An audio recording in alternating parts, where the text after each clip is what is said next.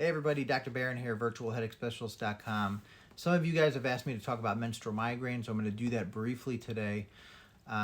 Menstrual migraine is a very common thing we see. About 20% of women have migraine, 1 in 5. This is compared to 1 in 16 guys, and the big difference here is primarily hormonally influenced, and specifically estrogen. So when you have a drop of estrogen, that's often what will trigger a migraine. So think about the period of time before your menstrual cycle starts.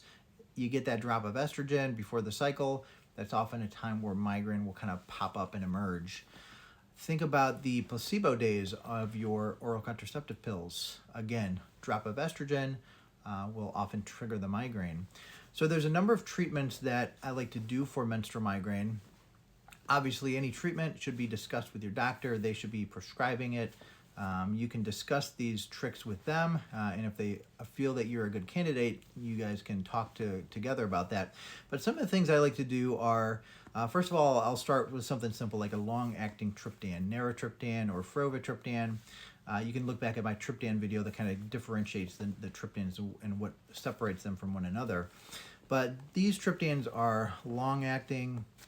They're good for migraine that's of long duration, migraine that keeps coming back within 24 hours. So, menstrual migraine is usually a long duration attack, or it keeps coming back for multiple days. So you want something that's going to address that longevity of the migraine attack.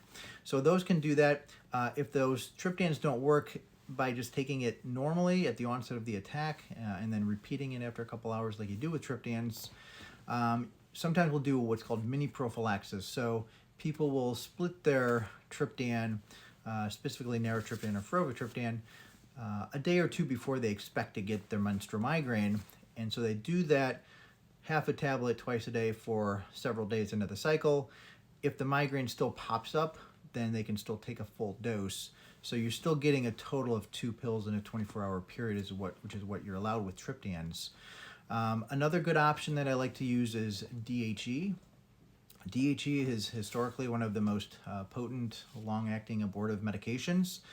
There's a great spray of DHE called Trudesa nasal spray, and DHE can get 48 hours of relief.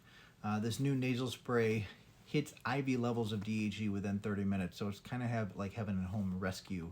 But that's also very good for long duration cycles, migraine that keeps coming back within 24 hours, typical of menstrual migraine. Sometimes we will use G-Pants, so Nurtec, Ubrelvy, these, taking these once a day or every other day through the cycle sometimes can help people get through that period of time.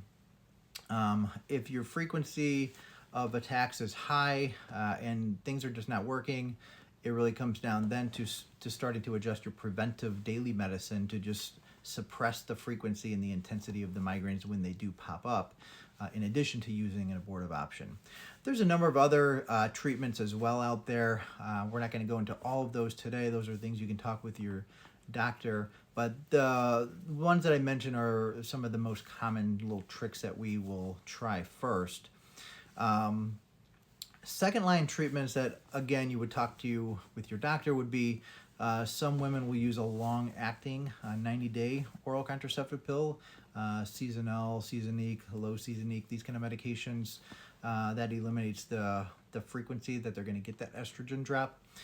Some women will add back a bit of estrogen during the placebo days, and the lowest dose estrogen is always the goal with really any of these treatments. Now, an important thing about estrogen, and if you have migraine with aura, is that there could be a slight risk of stroke. And so I'm going to do a separate video instead of condensing it all into this. So stay tuned for that. I'll put that up next, but that's a different conversation. But these tricks I just wanted to mention that you can talk to with your doctor, see what they think, and see if you're a candidate for any of them. All right, take care, guys. Bye.